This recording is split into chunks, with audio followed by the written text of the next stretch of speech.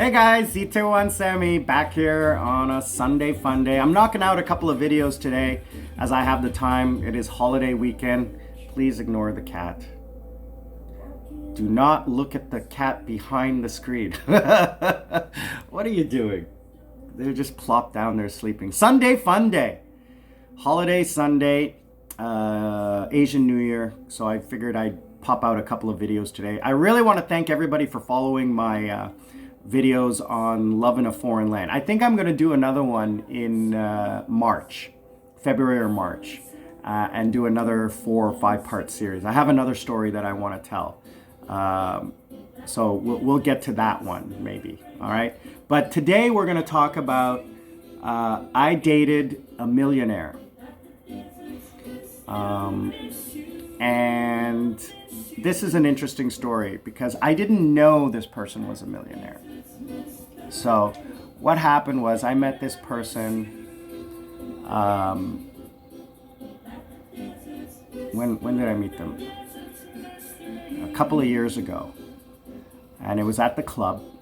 And I'm meeting people all the time.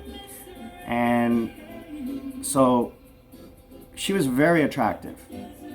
Very attractive. And I have to be careful of what I say because she's very private and I can't really discuss who she is, where she's from, or any detailing information because of who she is. So suffice it to say, I met her at the club as a guest, and I don't date guests. It doesn't happen. But she was not from Korea. She was from outside of Korea. So she used to come to Korea on business once a month or what have you. And, I'd see her, she'd come up to the front door and I'd recognize her and I'd invite her in and that's it. Have a good time, blah, blah, blah. So then one time she asked me out and I'm like, okay, I'm not going to say no. And so we went out for dinner and it was really nice. And it was at her hotel in Gangnam, and it was a nice hotel. That was the first time that I was like, wow, this person probably has money, but I didn't know how much.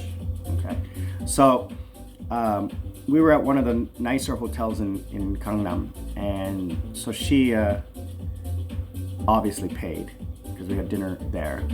And then, we went for a walk in Gangnam. I showed her around, but she'd been coming to Korea for like 10 years. She knew Korea very, very well. And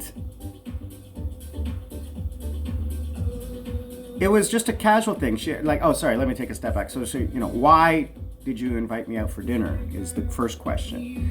She wanted to thank me for taking care of her and her guests. Because every time she came, so this was about 3 months after I'd initially met her.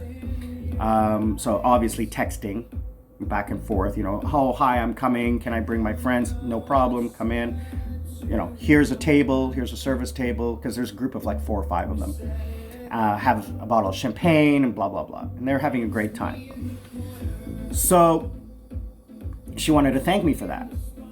Anyway, I didn't think much of it. Now, she is an attractive woman, and obviously, I like the attention.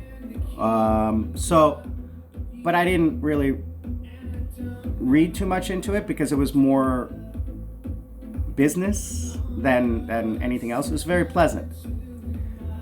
So the next time she comes, she invites me again. And this time, it was a daytime thing. So we went to... obviously Gangnam again, but then this time we went down and did a tour of the Lotte World, the tower. So I was getting ready to pay for everything, but she had a car service. So the car service pulls up and we go there, and then so I go to get the tickets, but she had already pre-booked the tickets with her concierge at the hotel. So they already had tickets. So we had the VIP tickets. So we bypass the lineup. We go straight up to the top. And she speaks Korean. too. So she's not from Korea. I cannot say where she's from or what she does or anything like that. I'm not going to discuss any of that. So then we go up. We have a couple drinks up there, and they're expensive, of course. She pays for everything. So this time, I kind of sense something's going on because she's a little bit more flirtatious, and it's just me and her, obviously. So, you know, again, I'm not going to push it. I'm not going to do anything. I just play, you know, I play along, but something in the back of my mind is saying something's going on. So that night, she comes to the club. So afterwards, this is like a daytime thing that we did. That evening, she's coming to the club. You know, we had talked about that. She's coming. So I said, how many people are you coming with? And she's, oh, I'm just going to come by myself. I'm here by myself this time. Okay. I don't put anything to it, but she's coming by herself. Okay, so now, because she's coming by herself, either I'm going to introduce her to some of my female friends so she can hang out, or I'm going to, you know, entertain her, host her. So it was a Saturday night, I think. I can't remember. It was so long ago. And so that night, she comes to the club. I introduce her to some of my female friends. They're hanging around. They're having a fun time. She ends up staying till the end of the night. And how do I put this? She invited me back to her place. So obviously, yeah, I'm gonna go. Let me take a step back. So that night we were, you know, I was entertaining her with her friend, with my friends and everything like that. Everyone's having a good time. Everyone's having fun. And there was some flirtation going on. There was some flirtation from both of us, right? So she invites me back to her place. We go back. And this hotel, let me tell you, wow. I've been in some hotel rooms in Korea, but this one was spectacular. It was a suite, but it was just her. Anyway, so, you know, we were casually dating from this point on. So then, as you know, every year I go away on vacation. And this time I was going away for a month vacation. So I was going, you know, a couple weeks in Sri Lanka and then a couple weeks in Thailand. So turns out she goes, oh, you're going on vacation? Yeah, I'll come meet you. I'm like, wow. So I ended up going out with her and meeting her in Thailand. And she paid for everything. So I'd like to take a step back. I'm doing this without a script, so I'm sorry.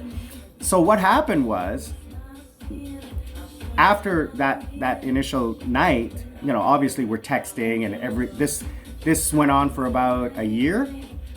You know, every time she would come, we would hang out for a couple of days every month.